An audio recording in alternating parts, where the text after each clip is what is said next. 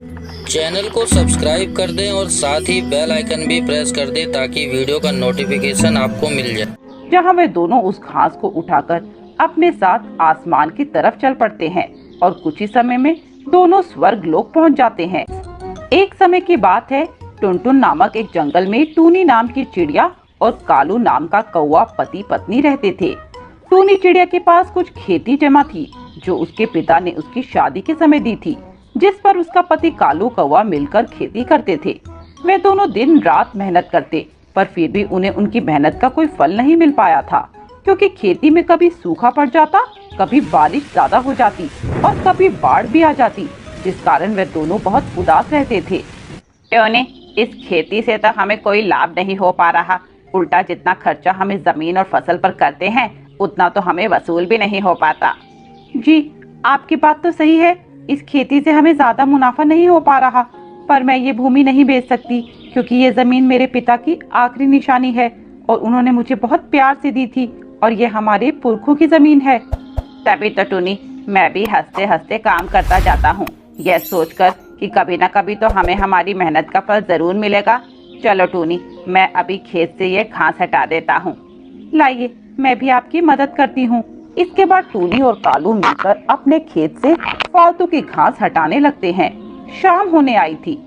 चलिए, अब शाम हो गई है, हमें घर चलना चाहिए। चलो टूनी। इसके बाद वे दोनों अपने घर आ जाते हैं।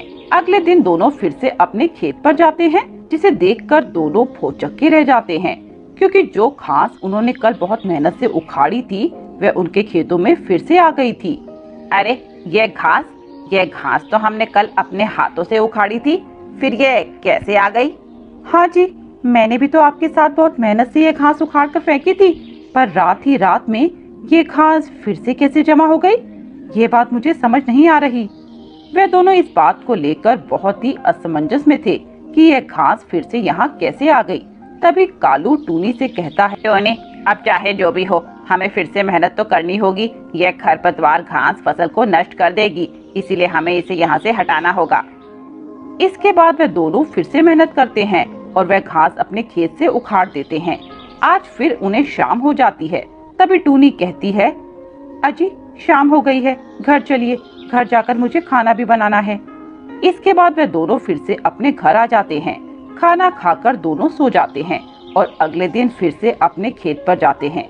आज फिर से जब वे दोनों अपने खेत पर जाते हैं तो वही घास देखकर फिर से हैरान और परेशान हो जाते हैं। ये क्या हो रहा है टूनी? हम तो कल भी ये घास यहाँ से हटाकर गए थे, फिर ये कैसे आ गई? अजी, मुझे तो लगता है ये कोई आम घास नहीं है, ये कोई जादुई घास है। तभी उन घास में से एक घास बोल पड़ती है, हाँ टूनी, तुम सही कह रही हो, मैं कोई आम घास नहीं हूँ, मैं एक जादुई घास हूँ। टूनी और कालू घास की बात सुनकर हैरान हो जाते हैं और उससे डरते हुए कहते हैं, तुम जादुई घास हो? सच में? हाँ टूनी, पर तुम हमारे खेत पे क्या कर रही हो? मैं स्वर्ग लोक की घास थी जिसे एक कबूतर चुराकर यहाँ पृथ्वी लोक पर ले आया था, और जब वह उड़ रहा था तो मैं उसके हाथ से गिर गई और तुम्हारे खेत में आ गिरी। और जब मैंने उस दिन तुम दोनों की बात सुनी तो मुझे लगा तुम एक अच्छे और सज्जन पक्षी हो जो मेरी मदद कर सकते हो, इसीलिए मैं तुम्हारे ही खेत में रह गई। हम तुम्हारी कैसे मदद कर सकते हैं? तुम दोनों मुझे अपने साथ लेकर मुझे मेरे स्वर्ग लोक तक छोड़कर आ सकते हो। बदले में मैं तुम्हें तुम्हारी हर इच्छा पूरी करके दूंगी। सच में जादुई घास? हाँ टूनी, मैं तुम्हारी मदद करूंगी, बस तुम्हें मेरे घर तक, मेरे स्वर्ग लोक तक मुझे पहुंचाना होगा। इसके बाद टूनी उस घास को वहीं छोड़कर अपने घर चली आती है और अगले दिन वे दोनों फिर से अपने खेत पर जाते हैं, जहां वे दोनों उस घास को उठाकर अपने साथ आसमान की तरफ चल पड़ते हैं और कुछ ही समय में दोनों स्वर्ग लोक पहुंच जाते हैं। टूनी और कालू स्वर्ग लोक का सुंदर नजारा देखकर बहुत खुश हो जाते हैं। स्वर्ग लोक तो आज तक सिर्फ कहानियों में ही सुना था, आज इसे देखकर मन खुश हो गया। सच में कितना सुंदर है ये सब, और यहाँ कितनी शांति है। हाँ टूनी, यहाँ पृथ्वी लोक जैसी भागदौड़ नहीं है, यहाँ हर जगह तुम्हें सिर्फ शांति ही शांति मिलेगी। तुम्हारा बहुत बहुत शुक्रिया टूनी और कालू, मैं तुम्हारा ये एहसान जिंदगी भर नहीं भूल पाऊंगी। और अब वादे के अनुसार मैं तुम्हारी हर इच्छा पूरी करूंगी।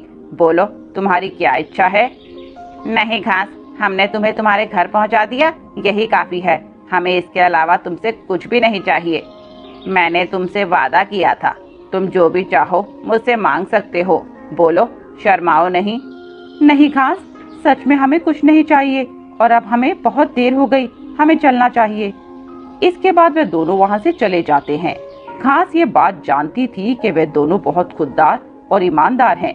वो कितनी भी मुसीबत में क्यों ना हो, फिर भी वे किसी से कुछ मांगेंगे नहीं। इसीलिए वह घास खुद से उन्हें एक सुंदर सा घर और काफी सारे पैसे दे देती है। और जब वे दोनों घर पहुंचते हैं तो अपने घर की ये हालत देखकर बहुत चौंक जाते हैं। कालू जी, क्या ये हमारा ही घर है?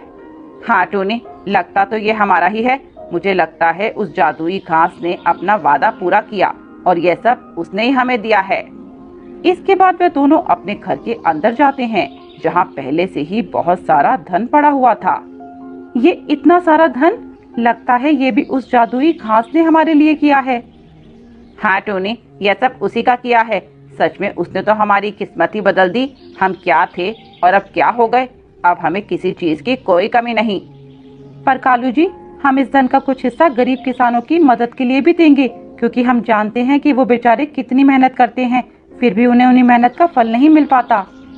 ऐसा कहने के बाद टूनी और कालू उस धन का कुछ भाग गरीब किसानों की मदद के लिए देते हैं।